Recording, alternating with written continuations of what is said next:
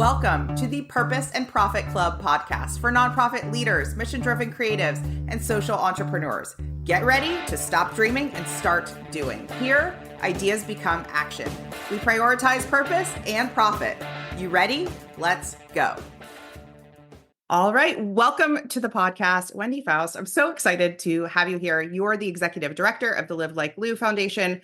And you also took one of my programs. And before we started recording, you told me some numbers. And I was like, oh my gosh, we actually have to start recording right now because I'm so excited. But before we dig into the data, tell us a bit about you and your work with Live Like Lou.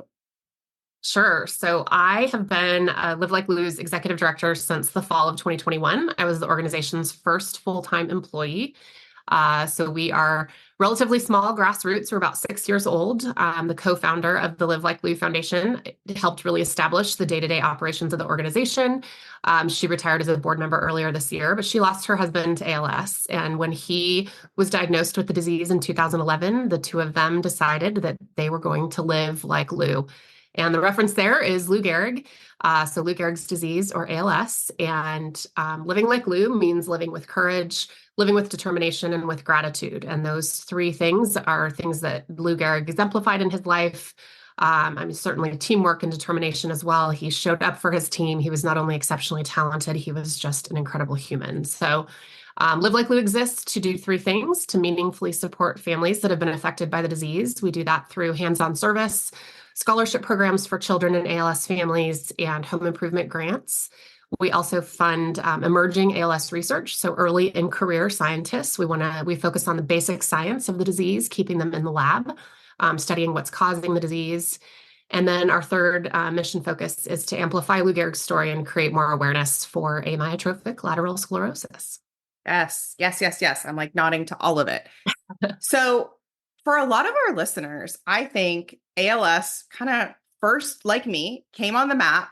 I was looking at it today. I think it was 2014 was the Ice Bucket Challenge. And that was really where it was like became a household name, a household phenomenon too. It was the first big, giant viral fundraiser. And what I was thinking about in advance of this conversation today was like, it put the organization, or it put the cause on the map, right? But it also shows you, I think, the power of like something going viral, but that not being the end all be all to like longevity, sustainability. Can you talk a little bit about how maybe that awareness piece was really, really important, but also how it's like, what happens after it, right? Yeah, I think, every nonprofit person, and in my personal history, I've been in nonprofit development for the better part of the last 2 decades, and communications, corporate communications prior to that. Every organization, every business is looking for that Ice Bucket Challenge moment. And I would say even before working for the Live Like Lou Foundation, I didn't have a personal connection to ALS. I married a baseball player who Lou Gehrig happens to be his personal hero and someone that he has had as a role model his entire life. But I wasn't super familiar with the disease. As a nonprofit and corporate communications person, everyone would kill for those Ice Bucket moments that you have that viral thing. But I would say that since taking this role, it's about 50-50 that people know the Ice Bucket Challenge was ALS, or they remember the Ice Bucket Challenge, but don't remember the cause that it was for. And I think that is what really speaks to me for this disease in particular, that the awareness side of the work that we do is so important, because it's not that ALS is rare. It's not that ALS is incurable. This disease is underfunded and there's not enough awareness about it, right? So I'm a cancer survivor. There are so many incredible cancer organizations. I've done a ton of volunteer work with various ones of them. Most people know someone connected to cancer. But I will say without fail, I have chills while I say this to you. Once you meet someone living with ALS, you are touched for the rest of your life. But to quote one of the most incredible women living with this disease, Brooke Eby, she is in her early 30s, and she has become the TikTok voice of ALS. Yep. She had a quote in a magazine recently that was so powerful to me. Other diseases like cancer have survivors. ALS doesn't have survivors. This disease is fatal. Yep. So that Ice Bucket Challenge moment helped, but did it, right? If you can't even name why you were dumping a bucket of ice water on yourself, if you gave the $10 to the organization at the time, what has that continued communication look like? Because we need more people that care about this disease. And so whether it's another viral Ice Bucket Challenge moment or it's creating ambassadors for this cause. Yes. Because again, we firmly believe it's not that it's incurable, it's just underfunded. 100%. Okay. Thank you for that. I think you Yeah, said a lot. You said continued communication. And that is the piece. And I'm so glad that you said, for all the people that know of the Ice Bucket Challenge, you just schooled me, because I would have guessed it was higher, at least associated with ALS, but I'm in the pool with you, right? I'm in this nonprofit world. So the average person is like, yeah, I heard of that, but they're not necessarily connecting it to the cause, which says, oh boy, are we not done yet? We are not done yet. And that is what we kind of seek to exist. And that's why the viral moments are great, but the continued communication, that's where we build trust, loyalty, and that's where we see the increased funding. So absolutely. let's dig in to our conversation, which happened in the DMs on Giving Tuesday, I think, or the day after. Yep. On Live Like Lou's Instagram, you were like, we doubled our Giving Tuesday goal. And so I was just so excited. And so you and I were DMing, and I'm like, all right, what do you think? Like, what was the special sauce? What do you feel like did it? Anytime any of my clients, they 2x their goal, I'm like, what worked, right? And I want you to share. What do you feel like worked well to help you 2x your goal? So if you don't mind, I'm going to back up a little bit to what brought us to even having an email system in the first place for Live Like Lou, Yes. right? Yes. So I will get to your question. Yes. But I think the story helps really articulate the importance of the email communication. So I get hired fall of 2021. I inherit a spreadsheet of 34,000 rows of, donations and names and email addresses and phone numbers, and holy cow, right? Wow. Yeah. Wow. Okay. We've come a long way. It feels really good. Let's take a moment, because that is enough where some people would have a level of overwhelm where they're like, I can't. So let's just take a moment that you said, I can, I'm going to figure it out. Let's go. Well, very thankful. I worked at a university where, by happenstance, I had taken over advancement services for a little bit of time. Well, not a little bit of time. I ended up taking it over and running the advancement services office for several years. So trial by fire, I figured Yep. out figured out databases, had quite a bit of experience in it. So I knew where to go. At least I knew the tools I needed to be successful. So within 2 months, we had a CRM up and running, Nice. and we use Bloomerang. And within Bloomerang, they have a baked-in email platform. And our co-founder, who had been running the day-to-day organization, had been essentially using a Gmail or using her Outlook and blind copying people when she needed to send out information.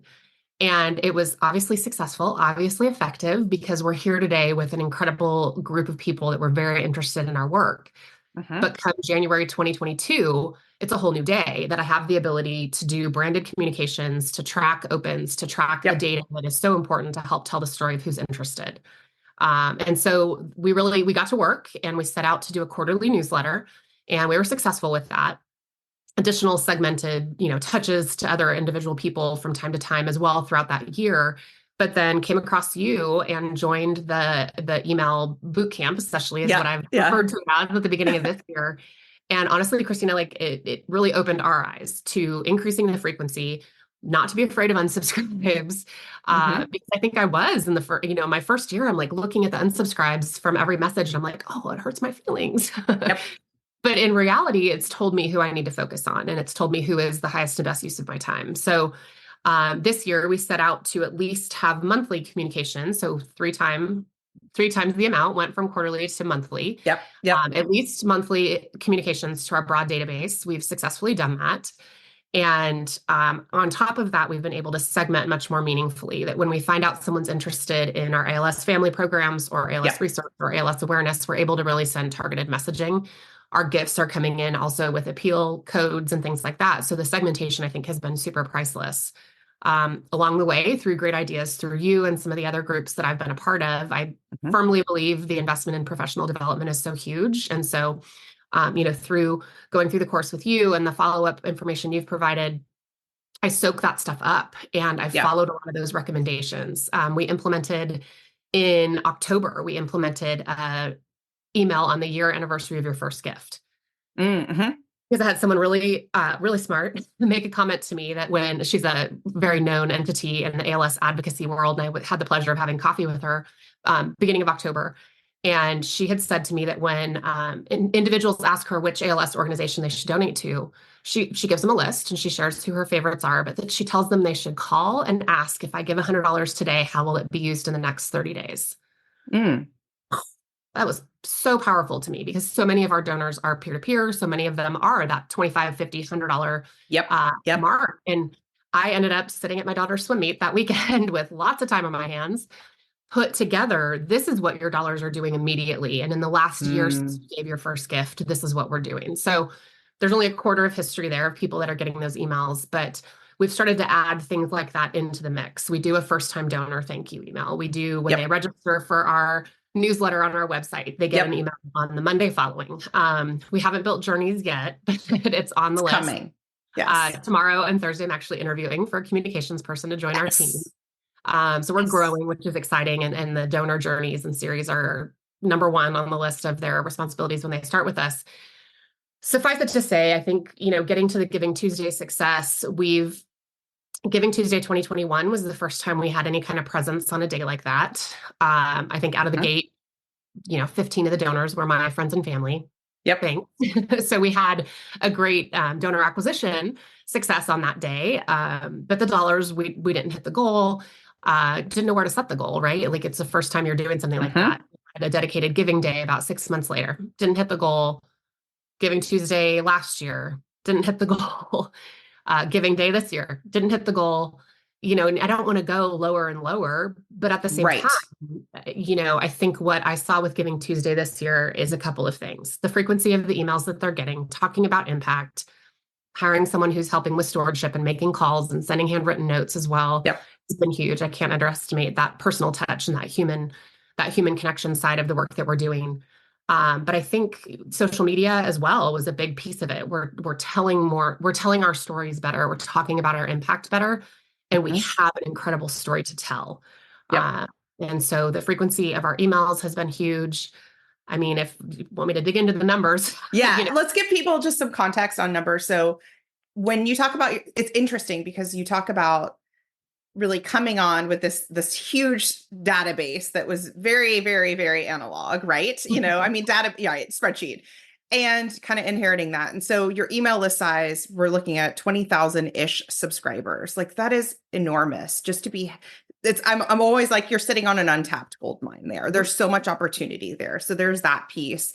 Let's get into some numbers, but I think that will help people root into the context because it would be easy to think that this is a small shop organization, but your numbers are not small shop numbers. Like it is an impressive feat what you've been able to accomplish and in such a short amount of time. So let's dig into some numbers.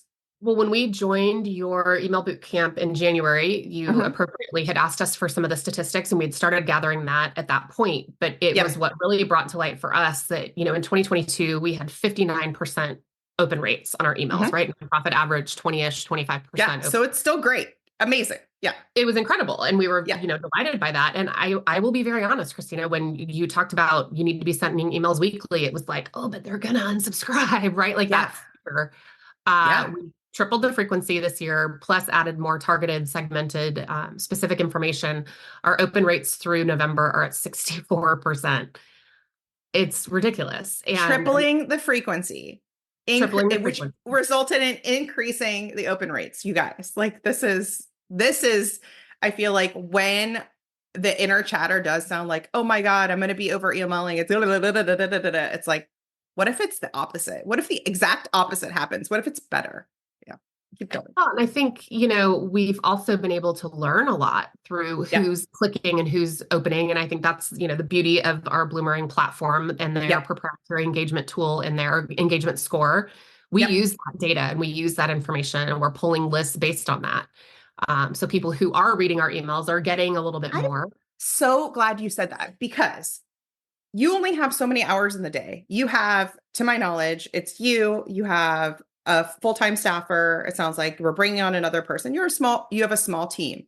There's almost we have Laura who runs the programs that did the email stuff with you. Sarah, we hired in May. She's a stewardship and development director.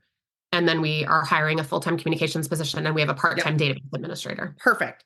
So when you're looking at a database that's that big, it is like needle in a haystack when you're like, who do I call today? Especially if you don't have that sort of history from the previous ED or something like that to say these are, and when you start emailing or you turn up that frequency and the data starts to tell you, right, with a great CRM, with something like Boomerang, the data starts to show up and say, do this, not that, try this, not that, right? And it actually becomes an easier process. And to me, that's like an upfront lift that's worth every single dollar to get that Yeah, data out of. Yeah. Yeah.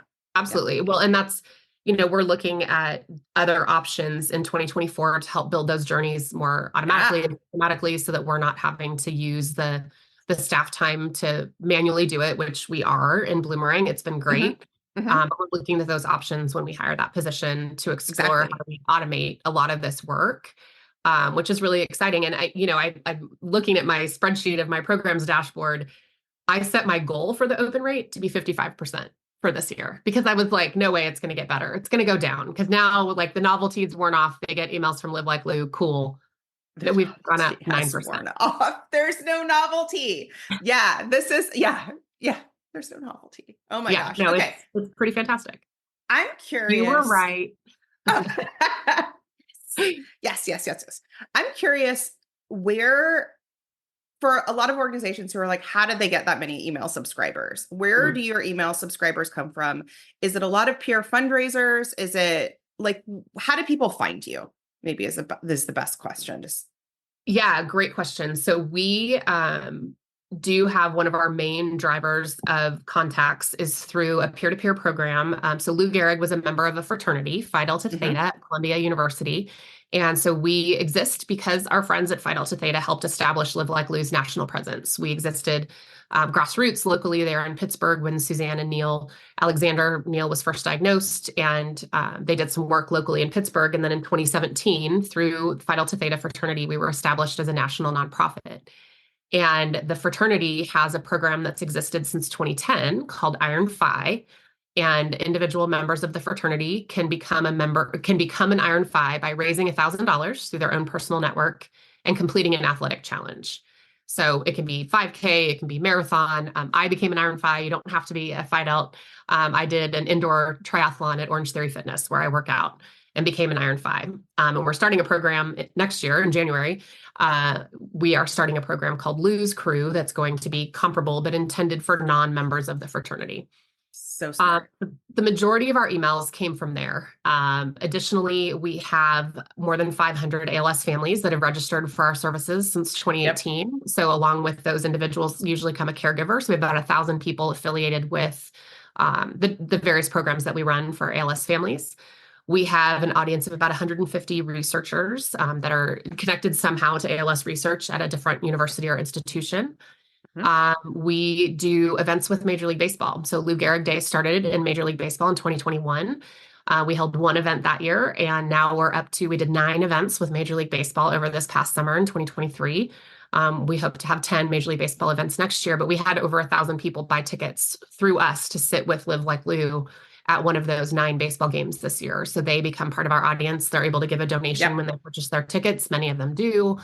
So our audience is people interested in baseball, interested in Yep. the Lou I Gehrig. am hearing aligned partnerships, aligned partnerships. And the other thing that I'm 100%. hearing is you can have an incredible impact. Like this is fire hose amount of subscribers, amount of supporters, and these are 2 very specific partnerships, one with the baseball and the other with the fraternity, right? It's like very specific. You don't need to have this I need to have my hands in this many buckets to get 20,000 subscribers or to get this impact point. It's just like these highly aligned partnerships and like nurture those, let those grow. So that is that is so smart. That makes a lot of sense. And I'm glad you talked about the segmenting too, because you can segment out people, right, based on their preferences.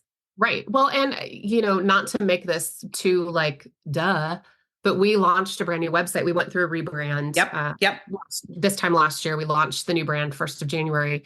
That was the first time we had a dedicated website. So our website was tied to our giving page. So we were very limited on the number of pages we could have, content, design, all of that until a year ago. So one of the things that is very, very clear, and maybe it's the last 12 to 24 months, is that Live Like Lou Foundation has said, we are investing in an online presence. We are investing in what it's going to take to bring us up. And there was quite a few investments in this, right? It's like, let's do the website. Let's do the continuing ed, right? Make sure we've got a CRM rocket and rolling. Let's make sure the fact that you're even saying we're hiring somebody for comms, right? Is like, so many people are like, you can't wait, what? And so I'm seeing that as very, very strategic. And maybe let's talk a little bit about why the online piece.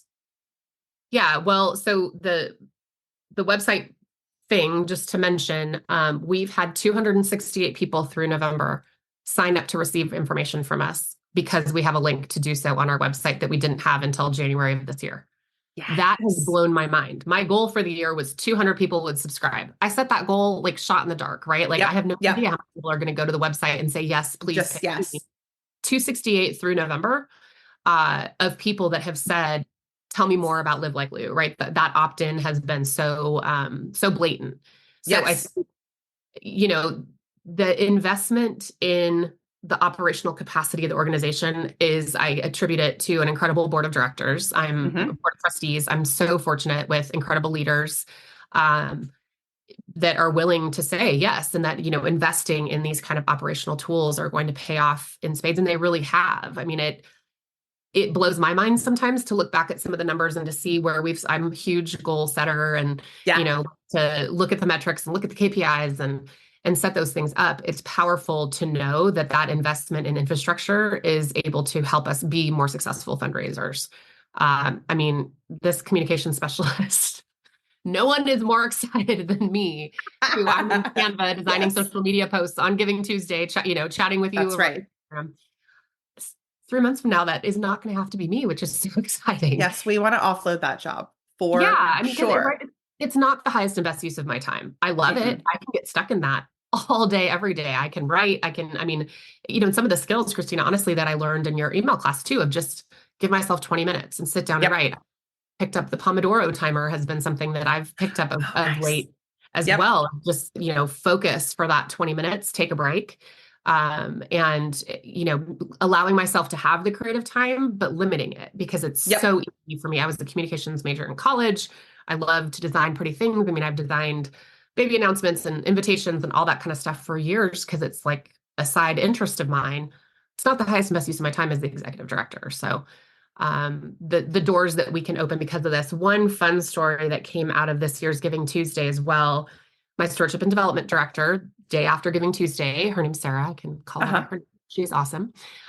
Sarah was able to call everyone that gave on Giving Tuesday, which is amazing, right? Like, handwritten notes are great. Sending an email the next day is wonderful. She made a personal call to everyone and left voicemails. My husband gave, and she even called my husband. He was like, did you make her do that? No, she just does it. She's smart.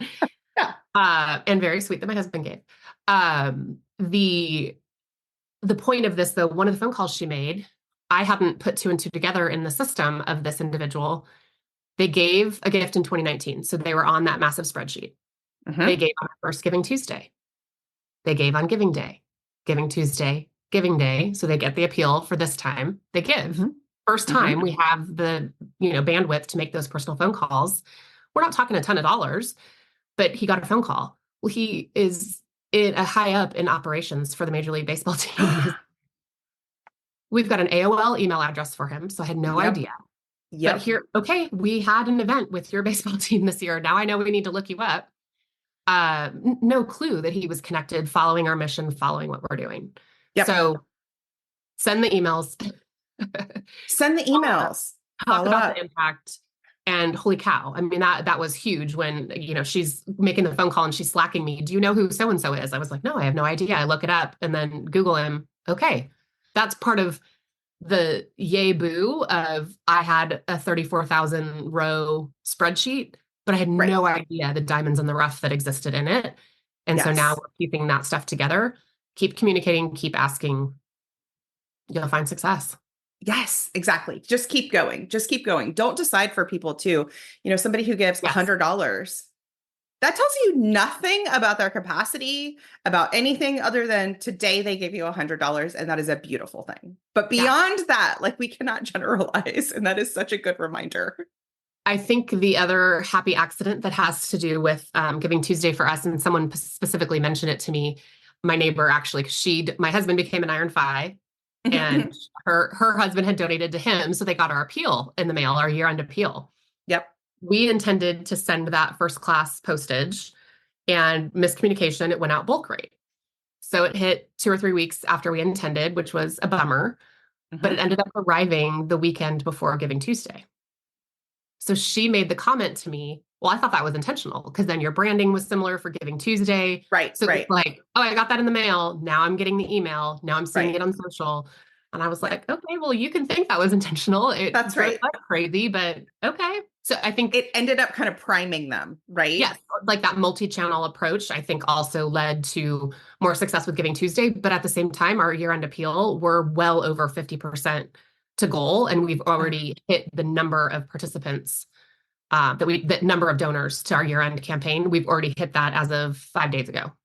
Congratulations. You're Yeah. rocking it. You're rocking it. And is funding up year over year revenue? Like, yeah. okay. So for everyone that says, doom scroll, I'm going to say it again. Is your revenue up year over year? It's She's significantly nodding. up. Significantly up. Significantly up. Okay. So no doom scrolling. I want to talk about your storytelling because you started to kind of say it, but one of the things I remember when you sent me your initial emails, and one of the things we really worked on in easy emails in the class was just telling not only the stories of impact, but even your story or your staff, or just letting people in. Like instead of sounding like an ominous brand, just letting people in. So how have either the tone of your stories changed, the content or the quality changed? Just let's dig into storytelling a little bit. Yeah, I think, I'm a relationship person. I think every fundraiser is a relationship person. I don't know that many people set out to become a fundraiser, right? We happen into it because we develop friendships, we develop relationships, discover that there's that natural inclination. Our storytelling has definitely evolved, and it's through the relationships that we are making with the individuals that we serve. I think that's a huge part of it, to where we feel more comfortable going to people to say, may I tell your story? Yeah. I saw a great LinkedIn post from someone I have followed and enjoyed forever. Lynn Wester, the donor relations guru, Oh, yes. has Love her. coined the Yes. word don't do a task. Don't thank people and ask, right? Your year-end appeal shouldn't talk about everything that's been accomplished. It needs to focus on this is what we can do because of you next year, right? Ask. Beautiful. It's amazing. And it's so true because we're so like, but my mind very naturally goes to talk about all the great things we do with the money. We've registered more than ever families Sure. for our programs. We've, Yep. baseball events, like everything is through the roof. Well, no, what am I going to do with your money? I try that. That's right. Let's vision cast. Let's dream. Like paint the picture for next year because I want to get excited about that and go get my wallet. Right.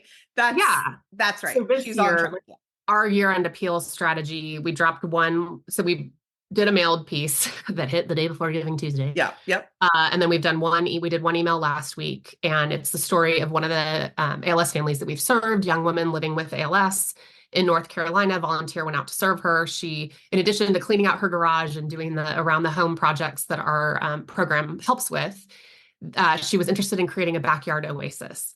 They went to Lowe's to pick up the supplies because our amazing volunteer, Chris, had said, oh my gosh, we'll help with that too. We've got you. They go to Lowe's. He stops and talks to the manager at the Lowe's and says, hey, I'm here. I'm a volunteer with Lou Gehrig's fraternity. We're serving this family. Yep. What can you do? The guy gave them 50% off, whatever they could order.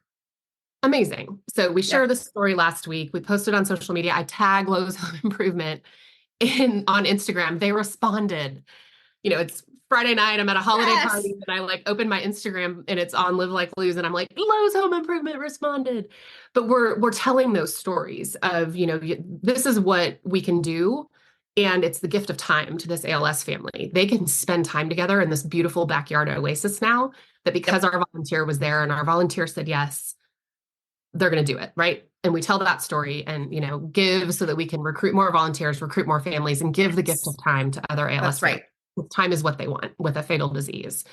We'll tell the story tomorrow of one of our researchers that we funded, that because of the money she received from the Live Like Lou Foundation, it gave her access to trainings to read her data more specifically that she wouldn't have had it not been for our funding.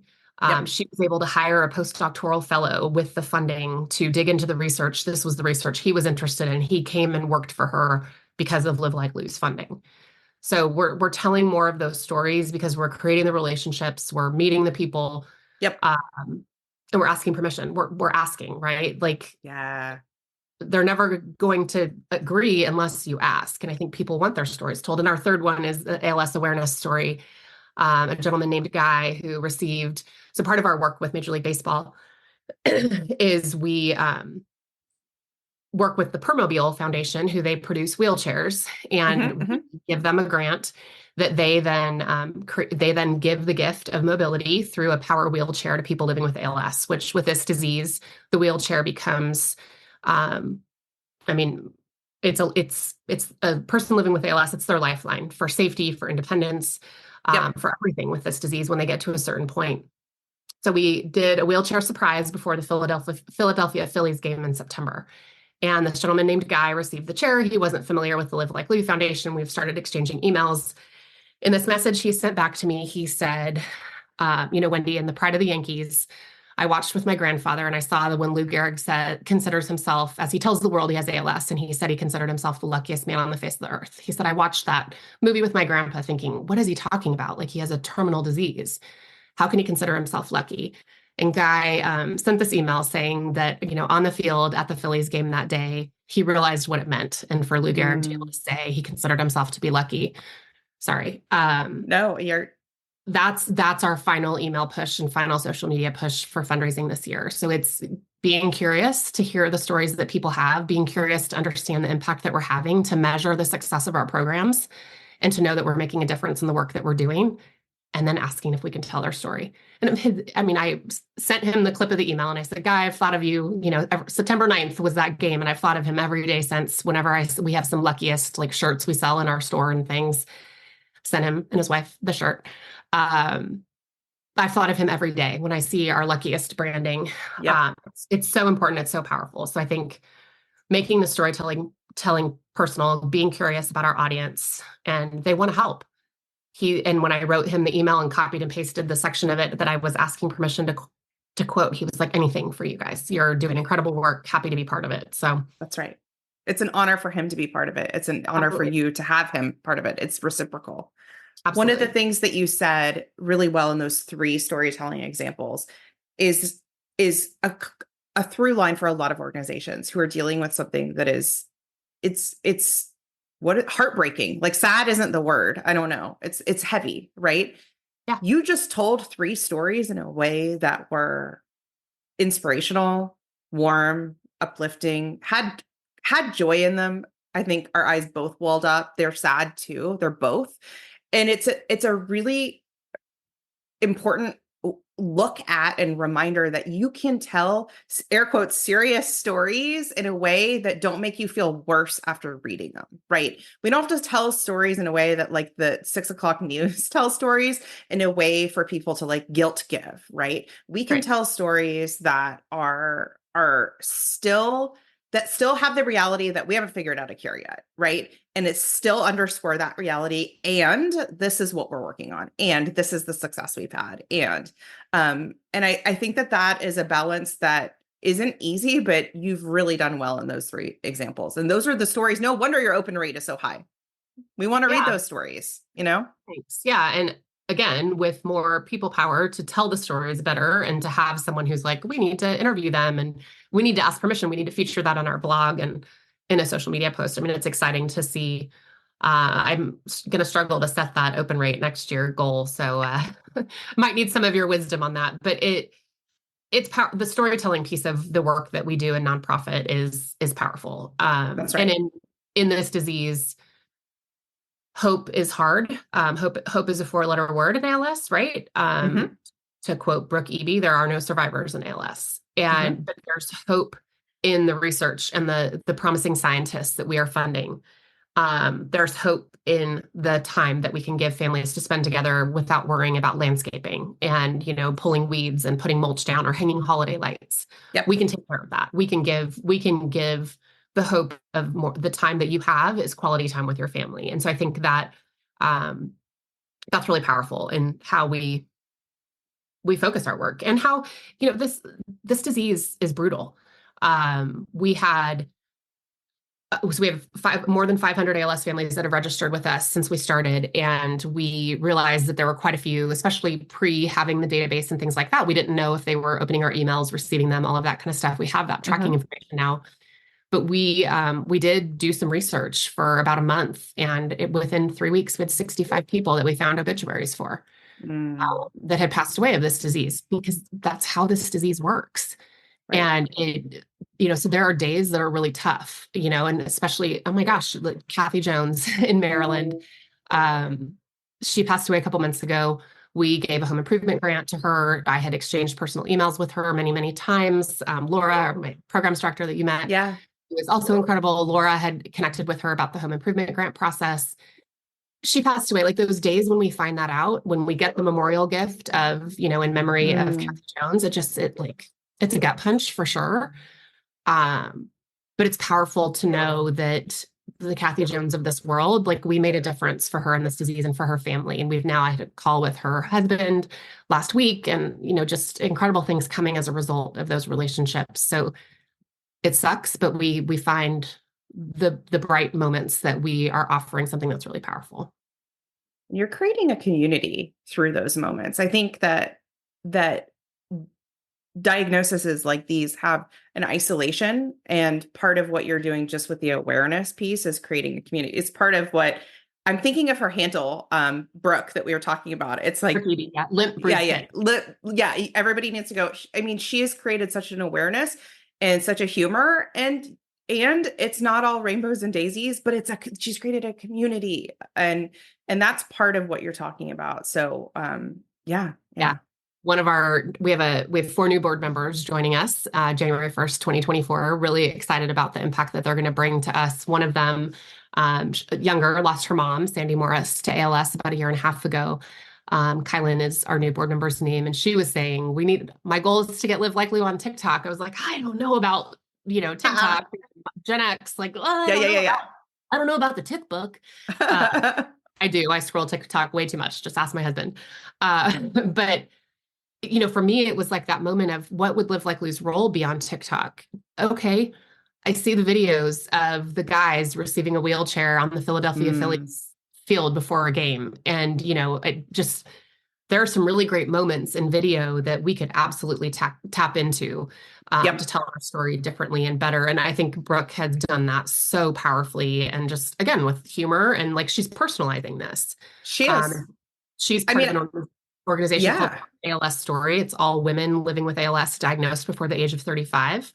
Live Likely will be funding them with a grant this year or next year in 2024. Oh my gosh. Beautiful. Incredible organization. When you see 50 women, many of whom are in their wheelchairs, traveling together for their ALS Warrior Weekend, you get to know what ALS is really quickly. You get curious for what this is, and who are you, and why are you here, and what does this mean? And it's powerful.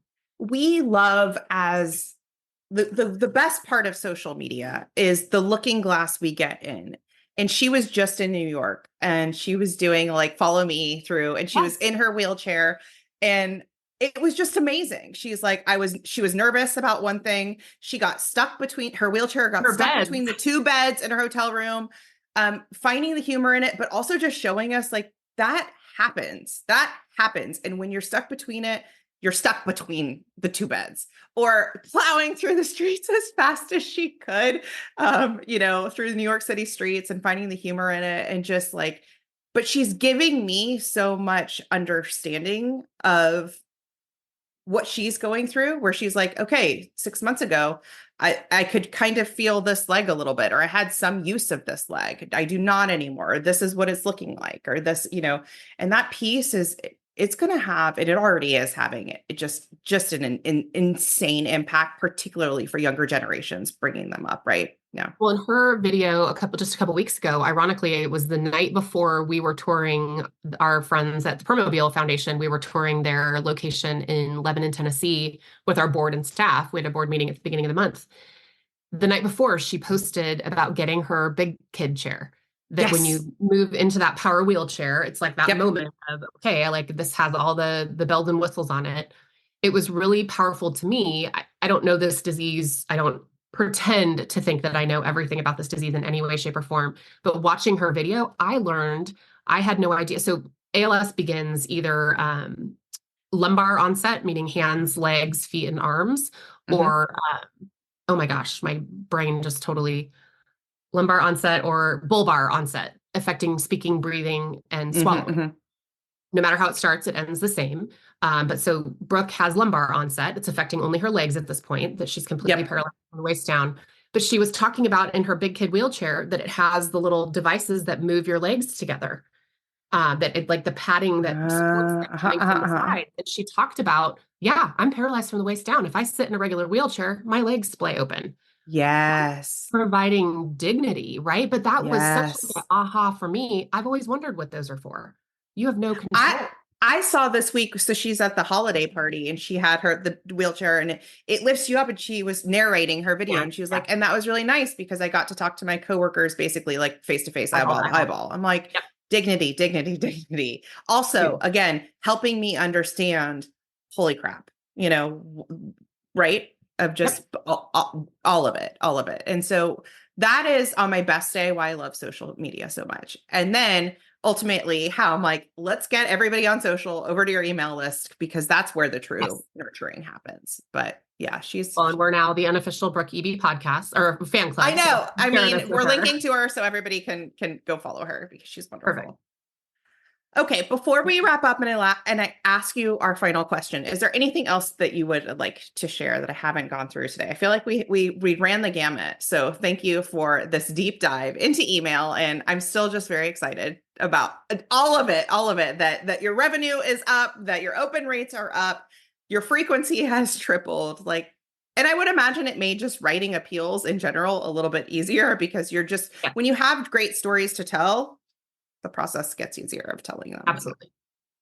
Awesome. Yeah, no, I think we hit on all I the think we big hit it. stuff. And Yes. again, like I so highly, not to, wax poetic, but I so highly recommend going through your easy emails for impact. Was so beneficial for us. Great way to start the year and just really set our intentions of frequency, understanding the importance of it, and stepping out and Yeah. trying new things. It really paid off. So I'm really grateful. You set up a really great foundation for us at the beginning of the year.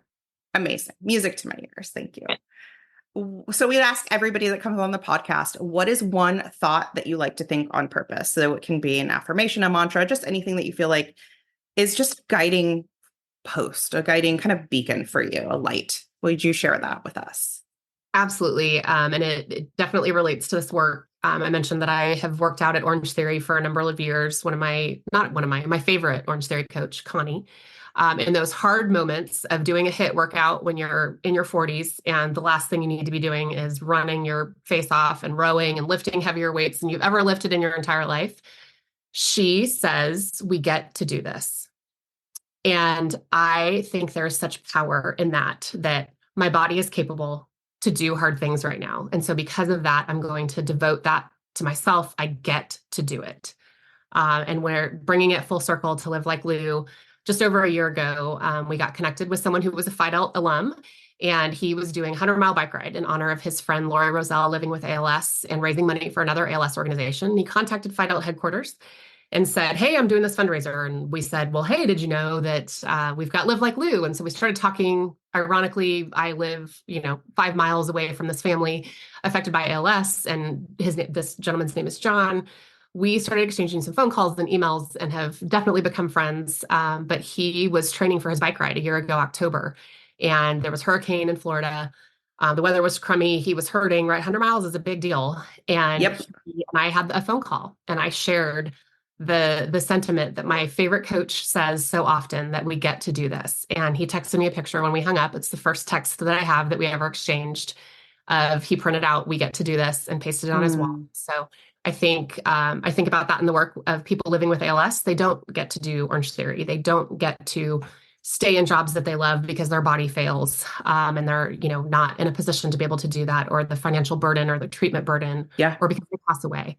We get to do this work. It's my absolute honor and privilege. And I think just knowing, as long as I am able, I can do hard things, and I can push myself. We get to do this. We get to do this. That was a beautiful one. Thank you so much. Beautiful. Thank you for sharing that with us. We will link to everything in the show notes, but just give us a quick, where can everybody connect with you? Yeah, definitely on LinkedIn, Wendy Faust, Faust. And I would love to connect on there, and at Live Like Lou or Live Like Lou 4, depending on the platform. So Live Like Lou 4 on Instagram and Twitter or X, and Live Like Lou Foundation on Facebook and LinkedIn. Amazing. Thank you so much. Absolutely. Thank you, Christina. You know how they say you should enjoy the journey, not just the destination? Have you ever wondered, how do I crack the code to do that? I can help you do that. I can help you not only achieve your biggest, most daring goals, but the journey to get there. No more overwhelm, no more self-doubt. I want to invite you to book a call with me. Go to splendidatl.com/book. Think you've reached out to everyone in your network? Are you out of ideas to get noticed and get funded? I hear you. That's why I'm giving you a chance to steal my prospect list. Yes, you can generate leads for your nonprofit or impact-driven business. Grab my mini training and list delivered to your inbox instantly. Go to splendidcourses.com/prospect.